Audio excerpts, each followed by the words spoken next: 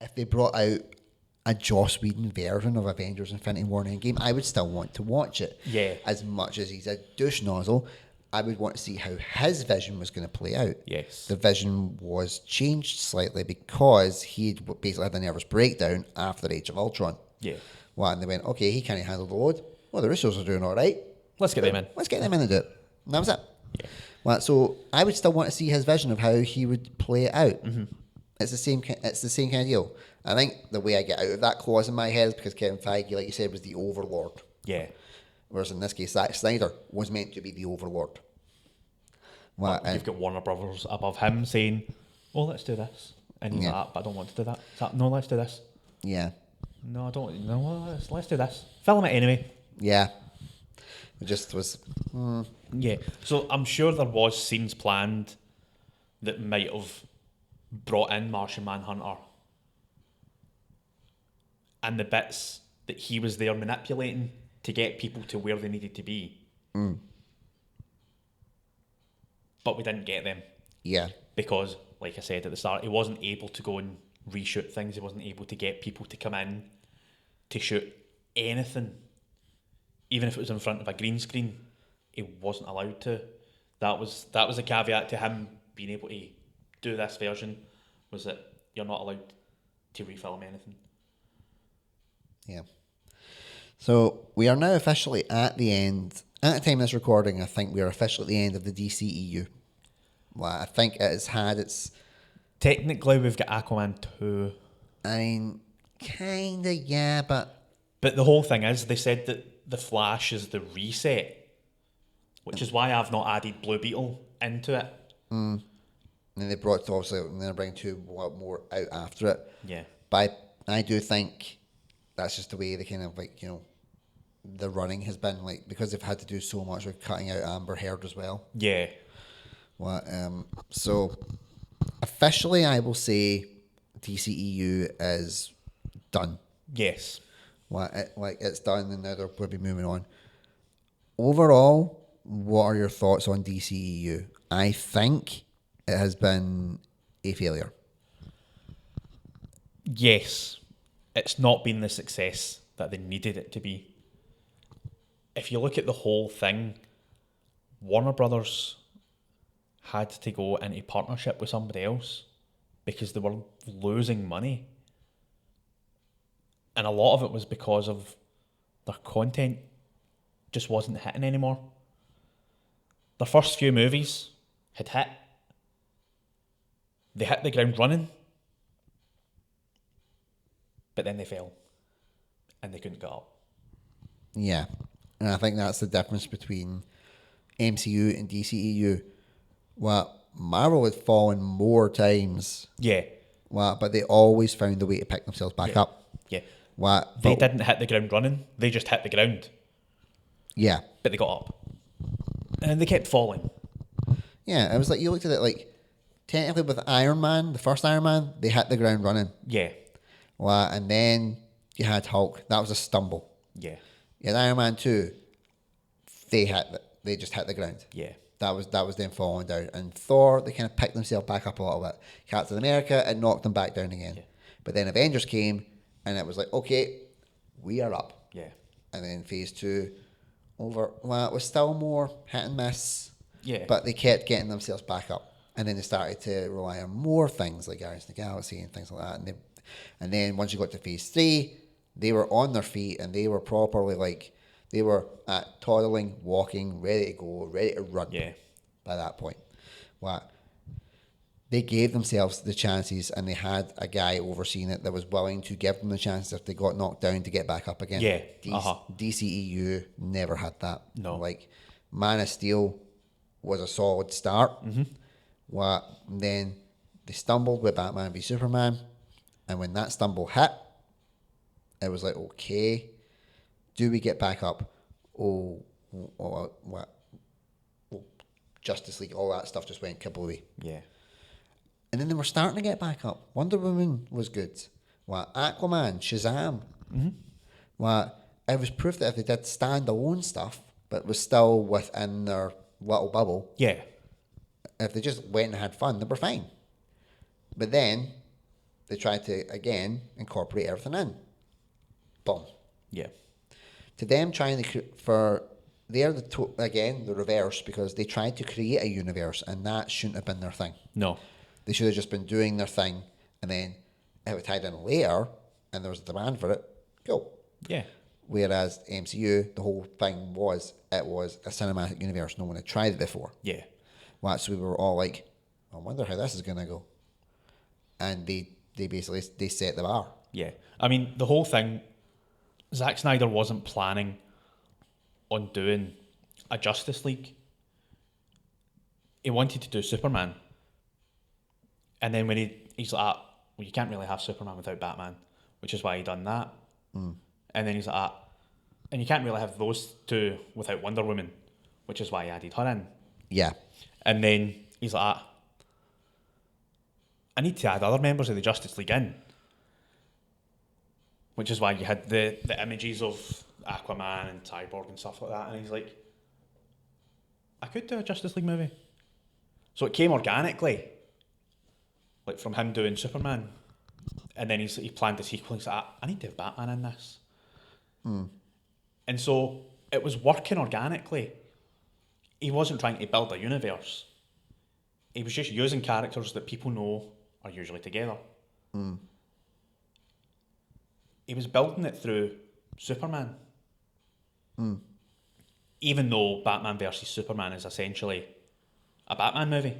Yeah, it's basically like, what, the first Batman movie of that universe. Yeah. And Warner Brothers saw that Superman was fantastic. Let's go. Let's do an MCU. So they're like, oh, can you do a second Superman? Because they thought, we need another movie. Because it's been enough time that people might have forgot about that. Do another one, and then we'll build the universe. And he's like, it needs to be done organically. And they're like, yeah, we'll let you do that, But you need to have this, and this. He's like, but that's not going to work if you just push it all in one movie. Yeah, it was we'll leave you to your own devices. So how's that second Superman coming? So how's that Batman coming? So how's that coming? We're not there yet. All right, on you go. So when you get in the next bit.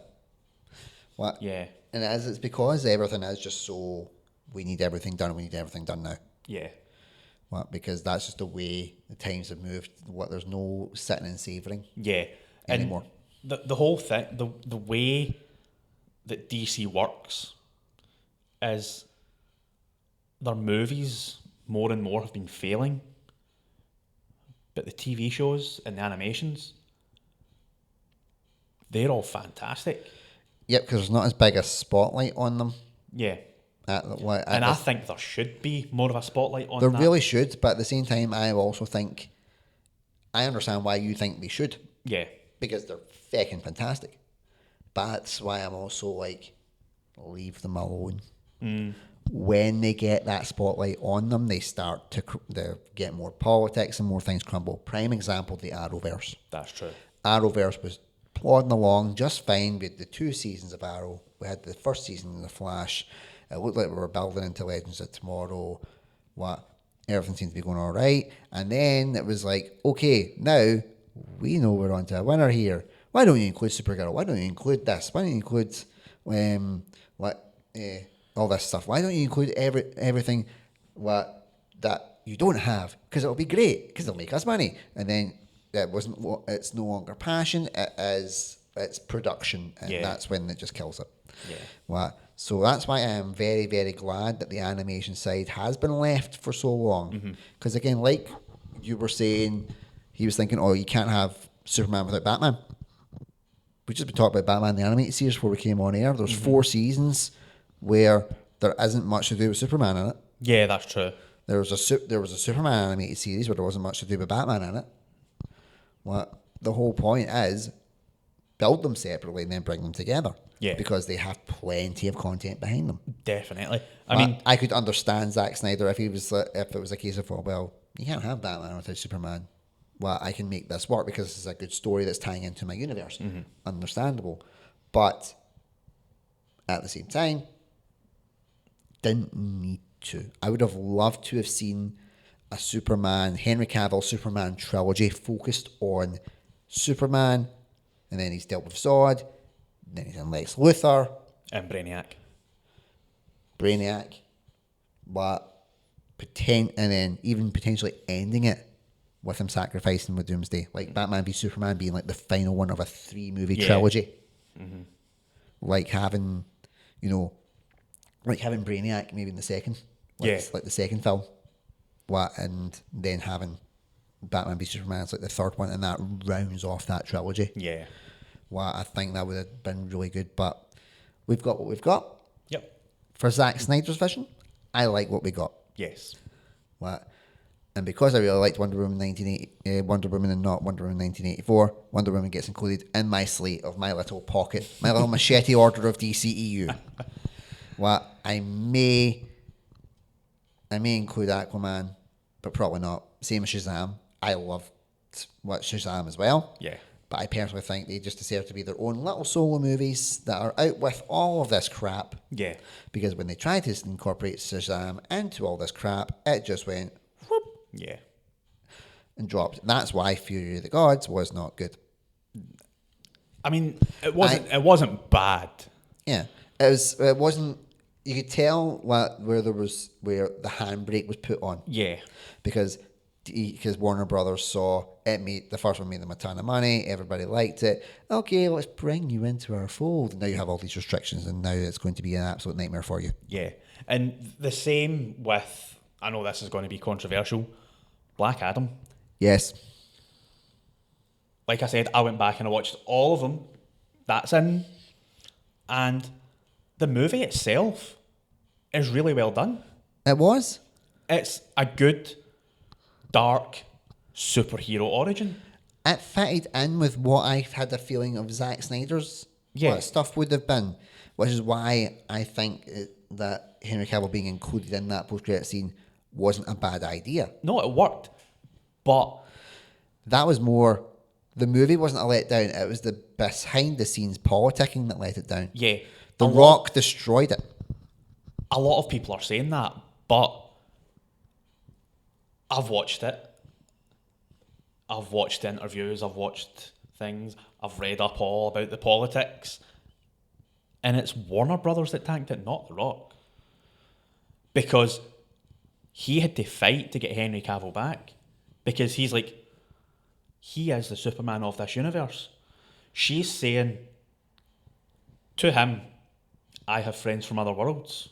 And he's like, send them. And then he shows up. That is fantastic. And the fact that it was Henry Cavill, it needed to be Henry Cavill because that's who Superman was. Yeah. And at that point, Warner Brothers knew that dark times were coming for them. Oh, aye. They knew that the change was coming because they were pushing The Flash at this point. They'd cancelled Batgirl at this point. Even all the controversy around Ezra Miller at that point, they were pushing it. That's The Flash. This is it. Yeah. This is going to reset everything. Even though The Flash was supposed to be out 2 years previous. Aquaman 2 was supposed to be out 2 years previous. Black Adam was supposed to be out in 2017. Yep. It was something that, at the end of the day, the key thing between DCEU and MCU is their actors. Yes. And they're out with stuff. Yeah.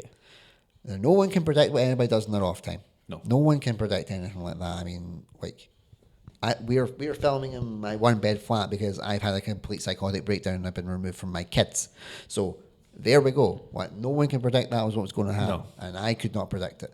But the personal life shouldn't have such a big impact on the professional life. Because in my case, the one thing I'm proud of is that Ginger Media has still been going when all this has hit the fan. Yep. When I was homeless, legit homeless, the company was still going. Yeah. And I am proud of that.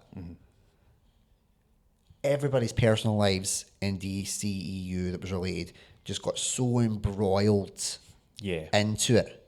Got embroiled into every part of the DC thing that there was no stopping it. Robert Downey Jr. was the biggest fuck up before Iron Man. Yeah. And realistically could have still been the biggest fuck up. But his personal life was not ingrained into it.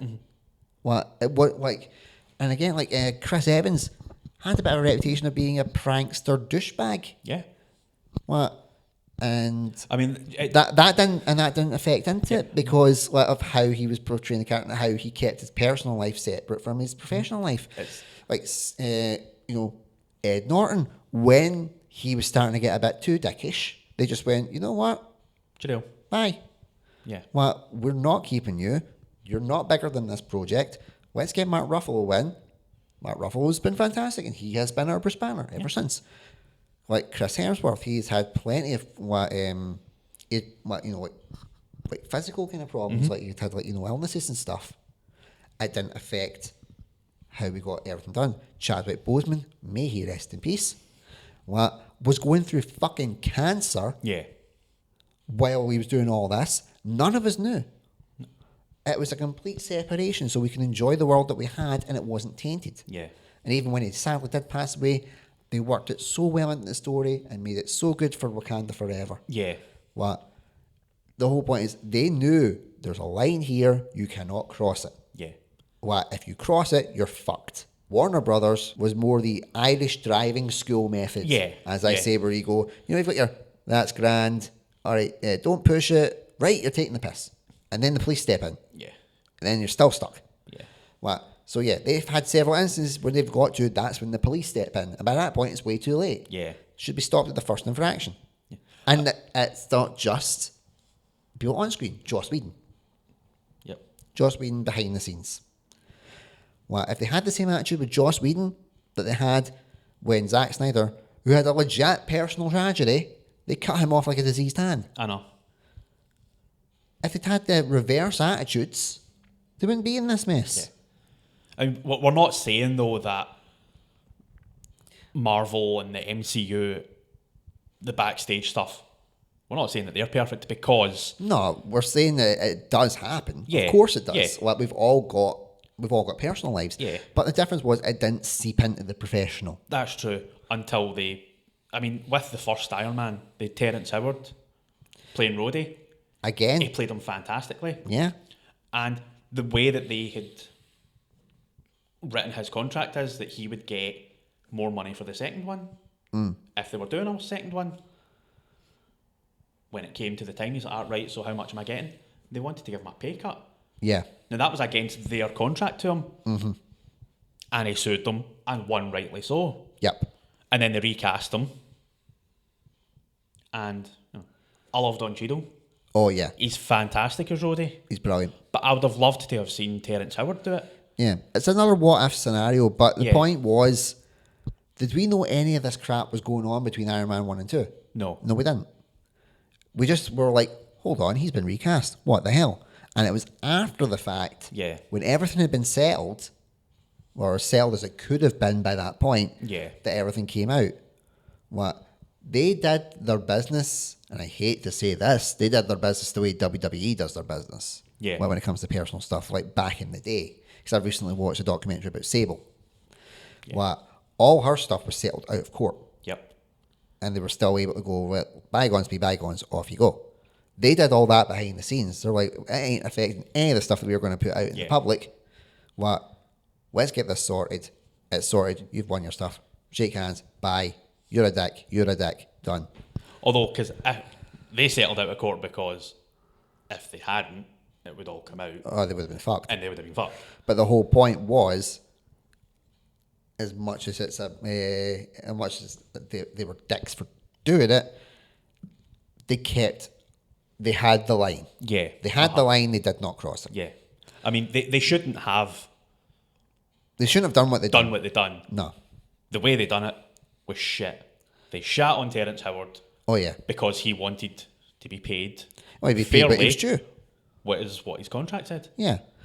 Yeah. And like I say, I'm not saying that, MCU is perfect. That is definitely not what I'm saying. No. I'm saying that when it came to the crunch of you need to keep this part of your life separate from this part of your life, they did so. Yeah. The ways they have done it has not been the right way, but they still done it. Yeah. And that's how it's got the reputation it's got. I mean, just Warner recently- Brothers and DC did not have that. Yeah. There was no distinct, do not cross this line or you are fucked. Yeah. I mean, They were just like, okay, we'll just push this a little bit. They don't push this a little bit here. Because I'm the Flash. What are you going to do? Sack me? Yeah. What? And get pushing. Same deal. Like The Rock. I'm The Rock. I'm Black Adam. What? I want Henry Cavill back. What are you going to do? I'm going to go out and do what and say, this is what I want. Blah, blah, blah. I'm The Rock. Blah, blah, blah. What? And they just went, okay, now we're fucked. But by that point, it's too late. The damage has been done. Yeah. Henry Cavill came out and said, I'm coming back. And then 48 hours later, I have to say, no. That's the type of shit that you don't need. Yeah. But that just looks bad on Warner Brothers. It looks bad on everybody whatever Yeah. involved, aside for Henry Cavill. Yeah. Well, but the point, like I say, the point is, there's a line.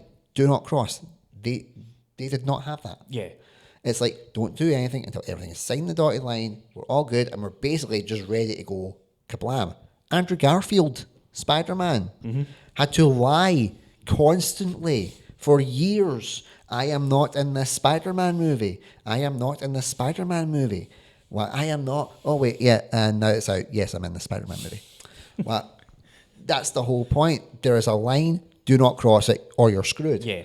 I mean, recently, with all these allegations about Jonathan Majors, who came in as Kang, Yes. Marvel has said, you're not going to continue as Kang until this is done. So you're not fired, but we need to continue Yeah. on as we are going. And if this runs on, you will not be Kang. And he has said, that's fine. Yeah.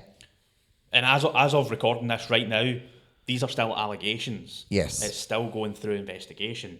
Nobody knows whether it's true or not. But it's a whole trial by media. Yeah. These allegations come out, and then everyone's like, oh, that's terrible, he done that.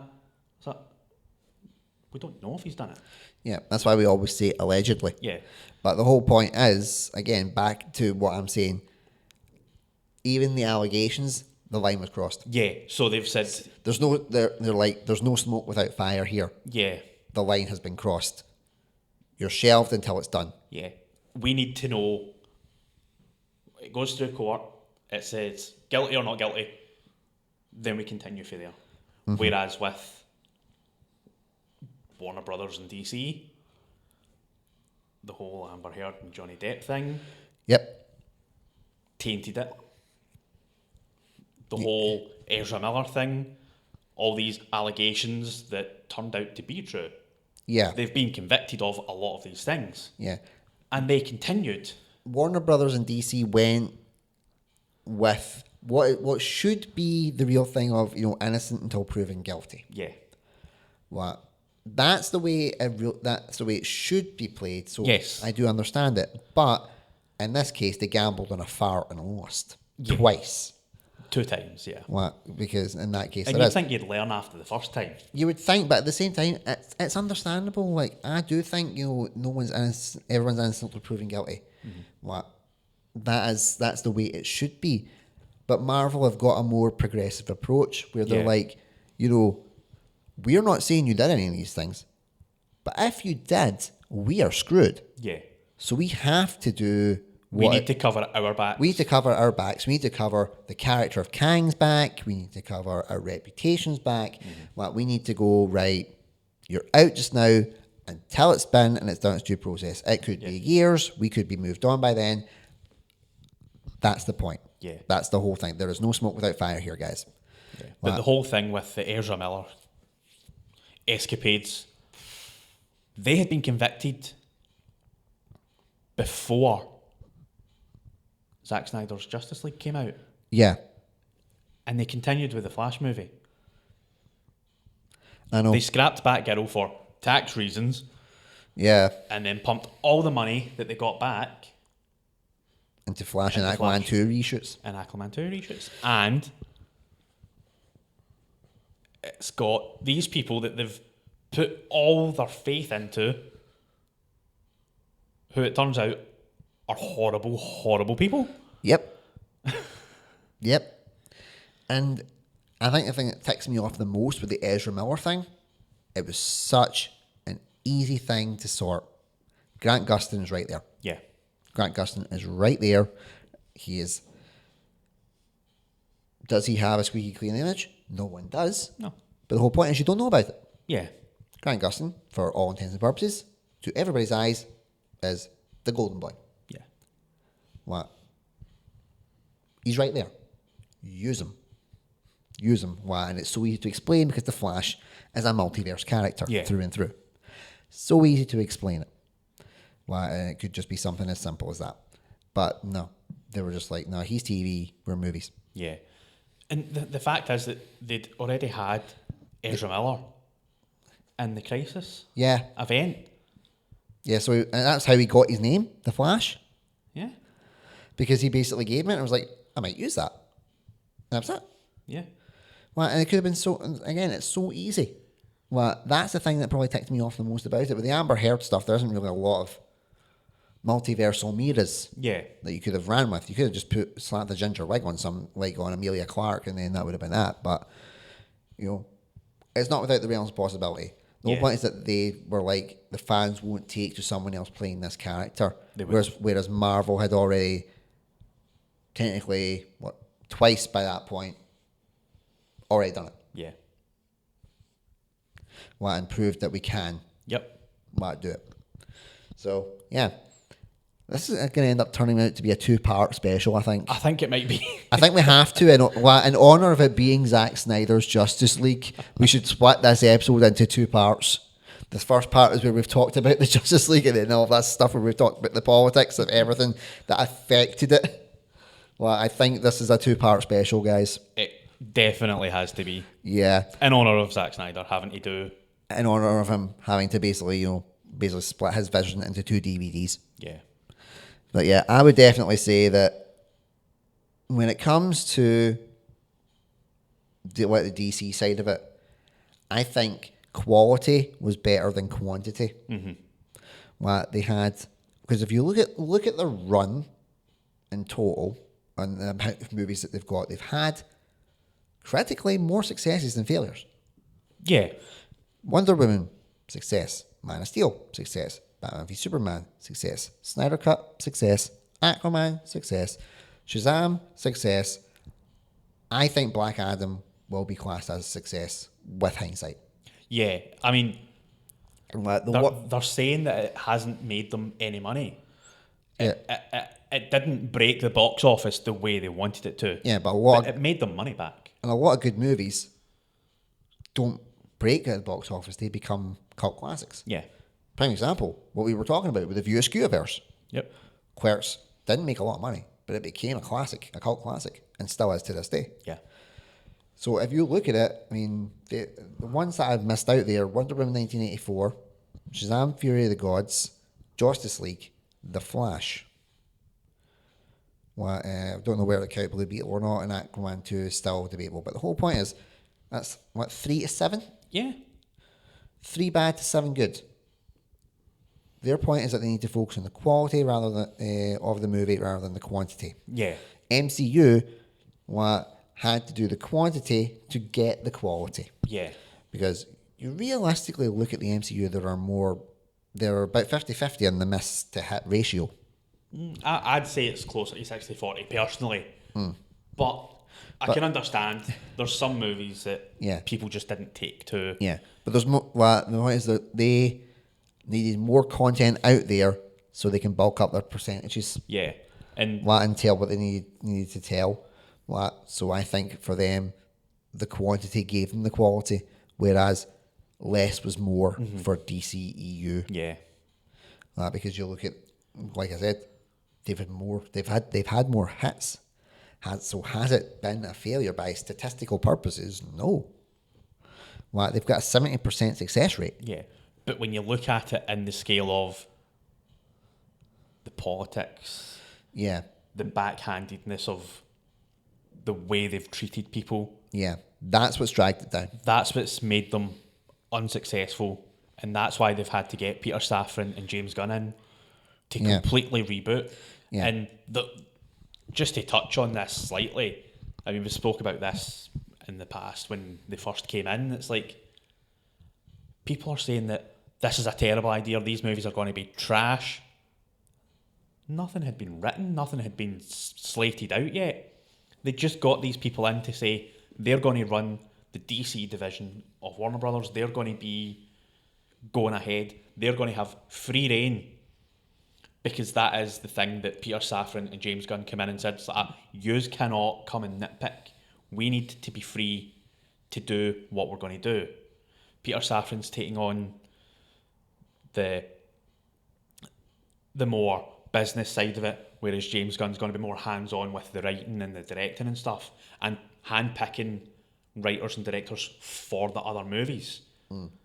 And we all know what James Gunn can do. We've seen Suicide Squad, Peacemaker, Guardians of the Galaxy. yeah. And again, and we've seen his other things, like his horror stuff, yeah, his comedy stuff. We know what he can do. yeah. And even with DCEU, I didn't include the 2 Suicide Squad movies there in my rankings. But again, it's one in each column. Yeah. Right. So you look at that, they've still got a success ratio of about 70%. Yeah. Right. And then you look at, for example, like there wasn't that many series that fell into this EU bracket. Yeah. Peacemaker's really the only one that I would say what would probably fall into this bubble. That was a success. That's the 100% hit. And he's the only person that's going to continue. Possibly Margot Robbie. She's still in talks. She thinks that she's done. Yeah. Well, I personally think Margot Robbie should get out while the getting's good. Yeah. Because her reputation's intact. I mean... Well, yeah. I forgot about Harley Quinn, the Birds of Prey. As well. I would personally say only just that was a failure. Because I forgot about it. Yeah. I can remember everybody raving about Margot Robbie's performance, but everything else they didn't like. Well, and the fact that I forgot about it, well, that quickly filters into the fail column. Yeah, I was actually just going to bring that up there because, like I said, I've watched all of them now, and it's like, in the future, that's going to be one of these movies that get trashed unnecessarily.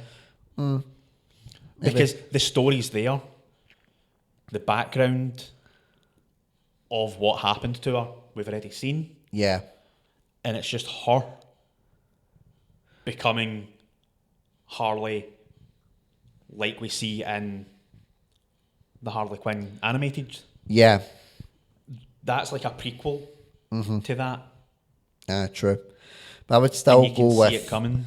I would still go with, like, that'll probably filter into the fail category. But from the quantity of movies, they're still in a healthier position. Yeah. It's everything backstage that just destroyed it. Yeah. Completely destroyed it. Yeah. And they didn't know how to handle it when the first incident came up. Whereas Marvel did. Marvel went, right, we fucked up here, but let's keep it away from all of this and just deal with it out with. And then, this actor is being a dick. We are not having them back. We will replace them. Everything will be fine. But we'll just keep this away from everybody until it's closer to the time. Yeah. And they did it. And it was fine. So they couldn't get their shit together and keep their stuff in-house. Yeah. Everything had to just come out and be like a smorgasbord of crap. Yeah. Whereas Marvel was, keep it in-house, let's get it sorted, and then after it's done, we can deal with the fallout because we've already processed it, emotions won't be as raw, and it'll be fine. Yeah, and the whole thing about the whole DCEU being scrapped now, I think that's the way to go. Yeah. The people that they've got in, and like all the stuff that's already planned from James Gunn that he's put out, he says that they're all going to be linked because it's DC. Yeah. But that's going to be the only thing to link them for a while. There's not going to be crossovers for at least 10 years, he said. And I think that's a good thing going forward for DC. See, if you think about it, they were actually calling for this extended universe to be rebooted after Batman v Superman. Yeah. I remember watching how it should have ended, Mm-hmm. one of the YouTube series, which does all this kind of stuff, and it was the three of them, what Superman, Batman, and Wonder Woman sitting at the table getting coffee, and they're talking about, like, they're like, we suck now. Yeah, we used to be the cool guys. What happened is, it's just like, yeah, you killed a bunch of people and you forgot how to smile. He's like, I vote reboots. She's like, no, because I just got here. So even then, people were already saying reboot DC. Yeah. They were the fan side of it can be just as toxic to something's downfall, along with anything else, along with all that stuff. Us talking as like comic and superhero fans. Yes. We're also fans of wrestling. Mm-hmm. And we know how toxic fans can be of that. Yep. I run a Thomas the Tank Engine channel. I know how toxic fandoms can be. But the whole point was that when I started doing like my Thomas one, my thing was, this fandom on my side, tolerance and respect. You don't follow those, you get blocked, you get removed. Fuck my subscriber count, if that's the case. Yeah. I do not want any of the toxicity that's associated with the fandom out with on my stuff. Yeah. Do that on your own time. And the whole... and it's the same kind of deal. Like, I essentially took the MCU route for my Thomas fan community. I'm like, you want to be dicks, go and do it somewhere else. Yeah. If you're a dick on my time, you're gone. Yeah. I mean, the whole thing as well with Marvel fans versus DC fans, that is toxic. There's people like, oh, Marvel shit, they do this, they do that, they pander to their fans. Yeah. So everybody panders to their fans. That's the whole point. That's the whole point of getting success. Sometimes you do have to pander. Which is why I think... It's why, for example, again, I hate bringing up the Thomas channel on your thing, but it's the relatable thing, is that we watched Misty Island Rescue, right? Yes. And it was god awful. Video to come soon. The video will be out by this point. But definitely by the time this second part comes out. But we watched it. And it's not good. And it's not a good film. No. But the reason that I watched it was because my fans wanted me to see me carrying on watching eras of Thomas that I hadn't watched firsthand. Mm-hmm. And I said, okay, for my fans, I am going to do this. Yep. You were covering worst films. Something that you would rather gouge your eyes out than watch Suburban Sasquatch again. Or Misty Island Rescue again. Video to come. Will be out already. They will be out already. Check them out. But the point is, these are things that you don't need to do. Mm-hmm. You don't need to do it. But you're doing it for your fans. Yeah. That is pandering. Yep. I didn't need to watch Misty Island Rescue. Or any of this eras that I'm watching just now. I'm watching them for my fans. That is pandering. Yeah. Everybody panders to fans because it helps build your credibility and helps boost it. Exactly. And also gives you a broader knowledge of the type of genre that you're going into, so you can speak with a bit more professionalism about it. Everybody panders to the fans. I say that I was more of a Marvel fan in the movies and a DC fan in the series. Mm-hmm. DC was better at their storytelling in series form than Marvel was. Marvel were better at putting, getting a beginning, middle, and end solid in the movie than DC was. Yeah. You can like both. Spoiler alert. Yes, we like both. It's okay. Yeah. It's okay to like both. And the thing about that is, the Marvel movies have been going for 15 years now. And they've been up and down. Oh, yeah. The DC movies, from Man of Steel, haven't been going up and down and up and down. Mm. They got up to about here, and then they just went down. Yeah. And even then, not as much. They would have but they wouldn't be like up, down, up, down, up, down. It would be like up, down. Yeah. And then up for about three or four movies, and down. Straight drop again. And then it's just And then that was it. Just when it got to its second bounce, they just couldn't get back up again. It's like the whole backstage stuff took precedent over the actual content. Yeah, you wanted to know more about what was going on behind the scenes than you did what was going on in front of the camera. Like with Wonder Woman, and then they're like, oh, we've got Patty Jenkins coming out to direct. Fantastic director. But people are like, why is she directing it? She doesn't know superhero movies. But she knows movies. She is a fantastic director in an industry that is mostly predominantly male driven. Yeah. And she came in to make a superhero movie about a woman. Who's more relatable to women? A woman. Men try to direct women, we've seen in the past, doesn't work all the time. Yeah. There's certain directors that can direct anybody perfectly. She can direct anybody perfectly, which is why they got her in to do Wonder Woman. People were shitting on the movie just because of who they got to direct it. There was talks in Warner Brothers about sacking her and getting in somebody else. Yeah. Just because they didn't want to see a Wonder Woman movie directed by a woman. Spoiler alert, it's a fantastic movie. Yep. And then you get to the downside of that as well, is that Patty Jenkins rightfully knows her worth. Yeah. One is like, right, give me everything that I want. Mm-hmm. Okay, fair dues. Then Wonder Woman 1984 comes out and it's not good. Yeah. There does have to be that little fine line, because they either go, and against the backstage stuff, they either go straight down the line of, we are going to just restrict everything you do and it's shite. Yep. Or we're going to give you complete creative control and it's going to be shite. Yeah. There needs to be that bit in the middle. I always relate this to stand-up comedians on television.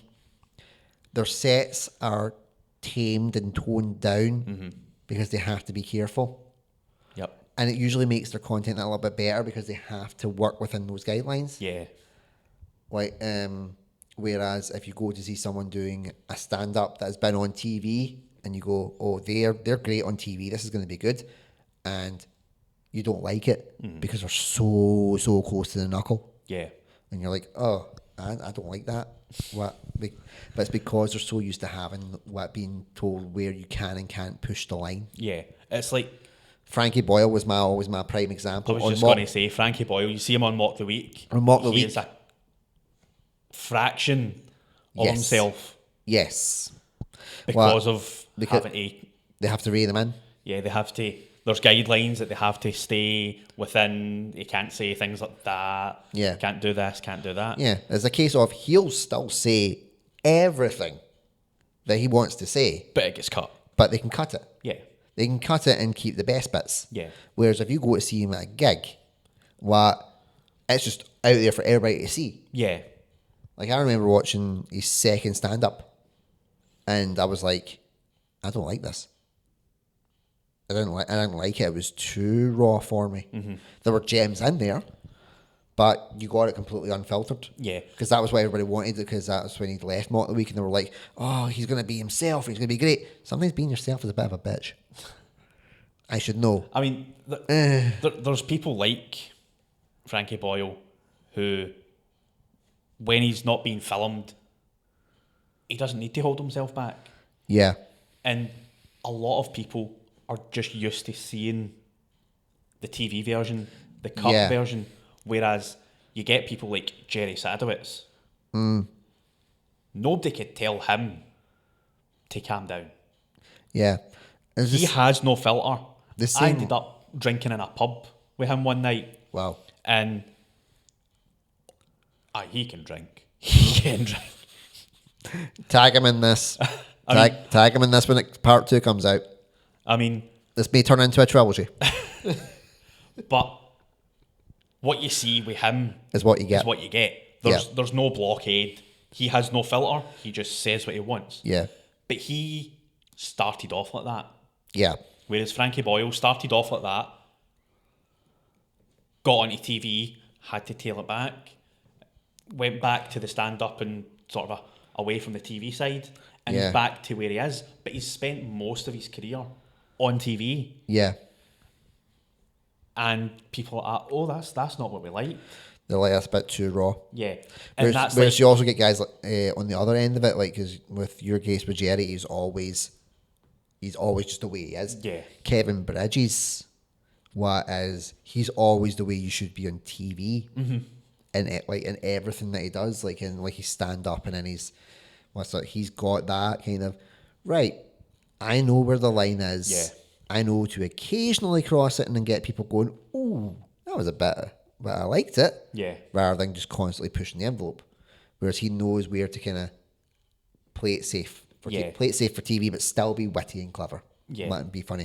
George Carlin, American comedian. Fantastic. Absolutely brilliant. No filter. No filter.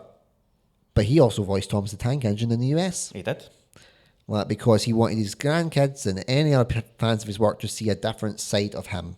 One that didn't just go on and swear. Yeah. And it was fantastic.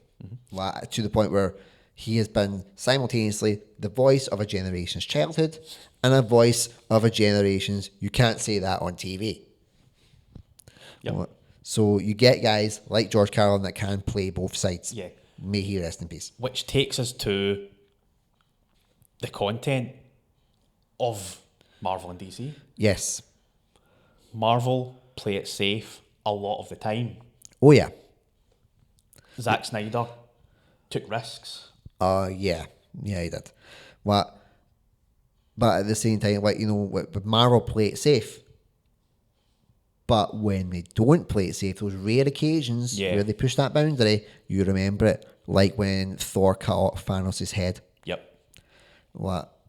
I will always remember that because I was like, whoa, I didn't expect that. Yeah. When the snap succeeded, you weren't expecting it because you knew it was a two-parter, but you didn't expect how brutal it was. Yeah. Because all the sound gone. So quiet. All you heard was the actors speaking, saying their lines, as they're just turning to dust. Yeah. It was such a sharp change. And again, I will remember that. Yeah, and the whole thing, like after the snap, the music just stopped as well. That's what I'm saying. Like everything, like there was was no just background noise. dialogue. It was the dialogue and just quiet and just the dust. That was it. So they knew most of the time, play it safe. But when they have to go for it, they need to go for it. Yeah, and they've kind of diluted that now with other things because they'll not take long enough beats before they have to put a joke in. Yeah. So now they really do play it safe, like all the time. Like, but with that, they did not play it safe. Yeah, like the whole thing with in Man of Steel, when Superman's having this internal fight with himself to kill Zod or to let Zod kill these people. Yeah. And then he does the snap, the silence came in. Yeah, and all you heard was a scream. And then they mirrored that with when Superman kills again in Batman vs Superman. And then he dies. Yeah. And it's just silence. Yep. And Marvel saw how that worked. So they're like, well, let's add more things like this in. Yeah. And then from Zack Snyder's movies, you can see a lot of influence in the Marvel movies after that. Yeah. The use of silence. Mm-hmm. So even now, these three movies that Zack Snyder done are influencing Marvel and also other superhero things. Mm-hmm. With like his use of silence. He's one of these directors that can use it fantastically. And it's like not enough people use silence as a plot device. Zack Snyder knows how to use it. When Loki finally does get killed by Thanos, the last thing before the ship blows up is Thor holding him with no sound. And that's because of things like this. So it just goes to show that even though there's all these fans that don't like Zack Snyder's vision, it's influencing other things. All these Marvel fans that say, oh no, I'm not going to watch them. So you're watching things that have been influenced by Zack Snyder. Very, very true. And again, it's one of the reasons why I would say, out of it all, DC has the less is more method. Yeah. What Marvel needed more quantity to boost the quality. Yeah. Like to learn from it. They were like the content creator side of it, getting that 1% better every time. Yeah. Whereas DC would be like, we already know our traits, we've got it down. What we will just focus on creating just those little nuggets of solid content. It was the backstage stuff that let it down. Yeah. I mean, they were coming off of the success of Christopher Nolan's Batman trilogy. Oh yeah. So they were up here. Yeah, they were skyrocketing. They were up here, and it's like, where can we go from here? Let's do Superman. Yep. They originally wanted Christopher Nolan to do it. He said no. Well, he was done. He'd done Batman. He was fine. He's like, I'll happily be like an executive producer and I'll help. Enter Zack Snyder. Yeah. Well, and that's how we got what we got. Yeah. Well, and it's why I also think that it should have just been a Superman trilogy. Yeah. Like in a similar vein, but maybe had Batman v Superman as the third part. Yeah. Well, and tease that there could be potential down the line. Not like show everybody, like on screen that, but maybe show like, subtle like images of someone that's maybe in the ocean or like someone breaking someone going so fast through a glass, but you can't actually see who they are. That way you can always leave it open to anybody to play the parts. And kind of going on from that. And you could have even included Wonder Woman and Batman v Superman because Gal Gadot went down well, and that would have been like, okay, we're now going to set up her own trilogy. Yeah. Because there's, like I said, there's so many like Batman stories, Superman stories, and animated series and stuff we could use. You don't have that in mainstream for like ones like Wonder Woman. Yeah.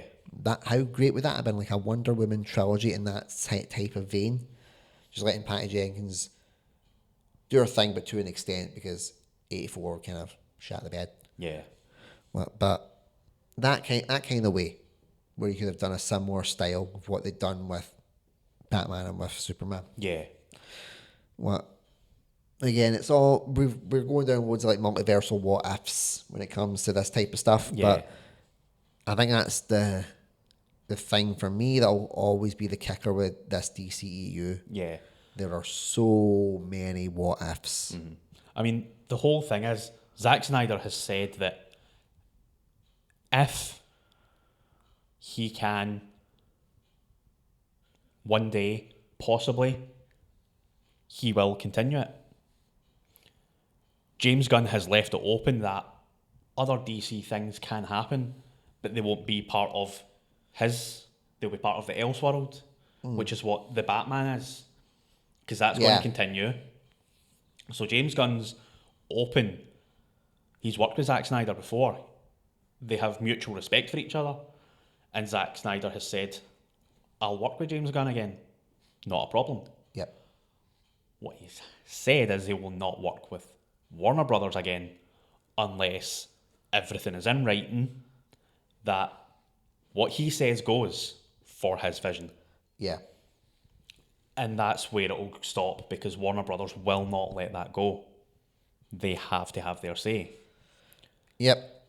And again, like I've said, I can understand it to certain points. Yeah. If we look at what we've talked about. But there's got to be a middle ground. Yeah.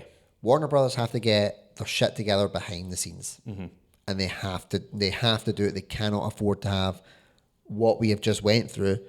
Ironically, for the last 10 years. This has been 10 years since Man of Steel came out.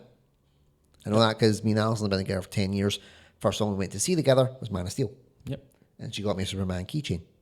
And just like Man of Steel, the Superman keychain snapped. And the whole thing about Warner Brothers having to get themselves together, recently, there's talk of Warner Brothers Discovery being bought over by Universal. And that's the point. And they took what's been what 100 years of Yep. Warner Brothers lately, and they shat on it in 10 Yep. and just totally destroyed it. So there's a lot of building that needs to be done again off screen, Yep. and there's a lot of building that needs to be done on screen.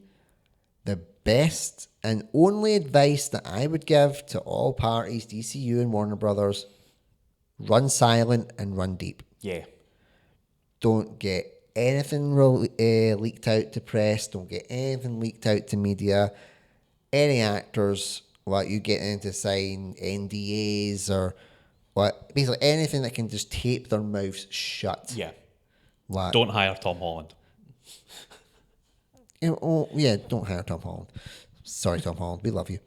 We just want You just can't keep your mouth shut. We just want you to stay with Marvel. That's the point.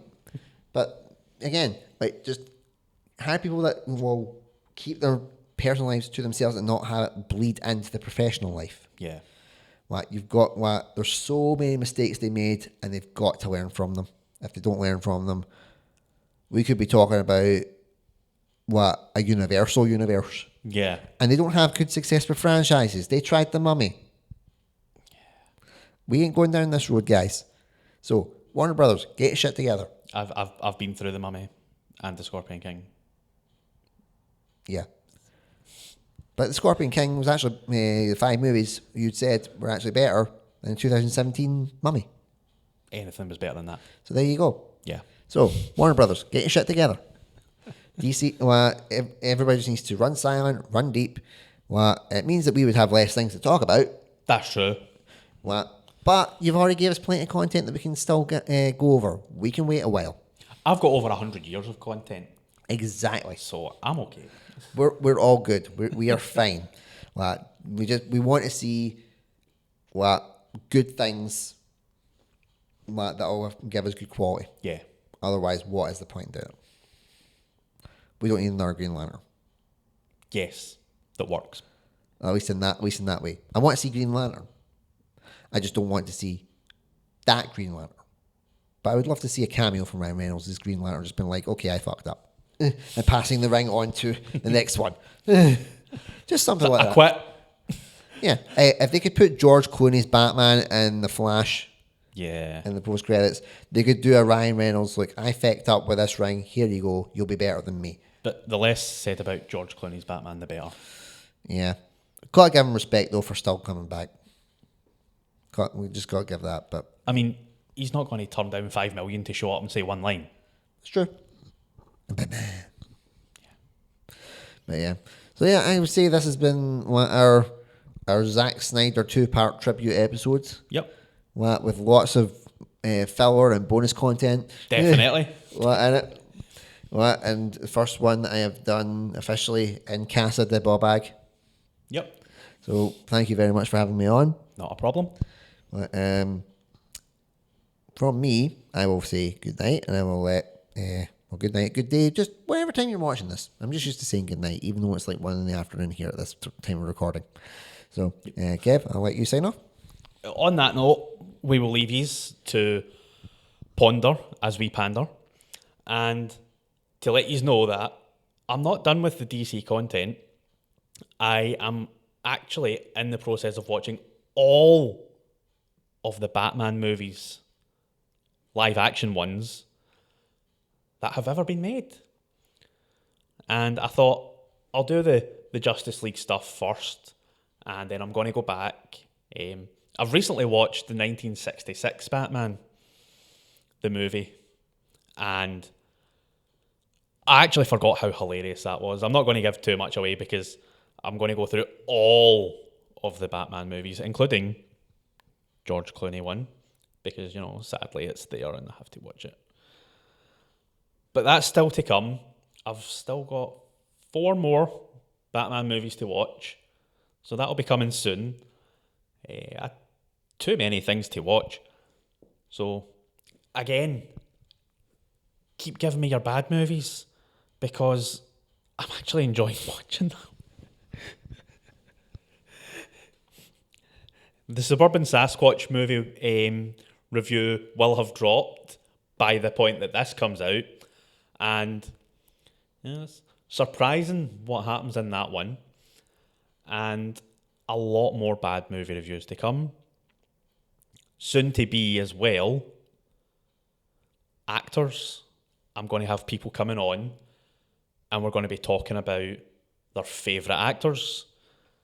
Andrew here has already said that he will come on and we will be discussing somebody who we've mentioned, and that is Ryan Reynolds, because his movies are fantastic. Mostly. So let us know what you think, and see ya.